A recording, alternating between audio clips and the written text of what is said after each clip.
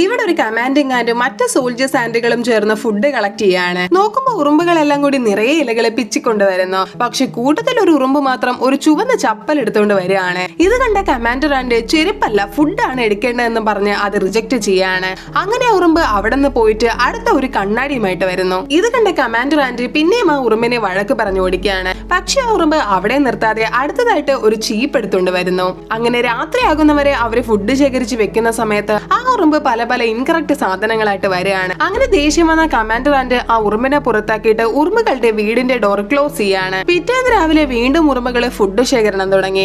അപ്പോഴാണ് തൊട്ടടുത്ത് അവരൊരു ബ്യൂട്ടിഫുൾ പാലസ് കാണുന്നത്. സംഭവം കമാൻഡർ ആൻഡ് റിജക്ട് ചെയ്ത സാധനങ്ങളെല്ലാം വെച്ച് സോൾജർ ആൻഡ് പണിത ഒരു പാലസ് ആയിരുന്നു അത്. പൂച്ചെരുപ്പും പമ്പരവും തിളങ്ങുന്ന സാധനങ്ങളൊക്കെ വെച്ച് വളരെ ഭംഗിയിൽ തീർത്ത ഉറുമ്പിന്റെ പാലസ് ആയിരുന്നു അത്. അങ്ങനെ ഇത് കണ്ട ബാക്കി സോൾജേഴ്സ് ആൻഡ് കമാൻഡർ ആൻഡിന്റെ കൂടെ വിട്ടിട്ട് ആ ബ്യൂട്ടിഫുൾ പാലസിലേക്ക് പോകുന്നു. ഇത് കണ്ട കമാൻഡർ ആൻഡ് അന്തം വിട്ട് നോക്കി നിൽക്കുകയാണ്.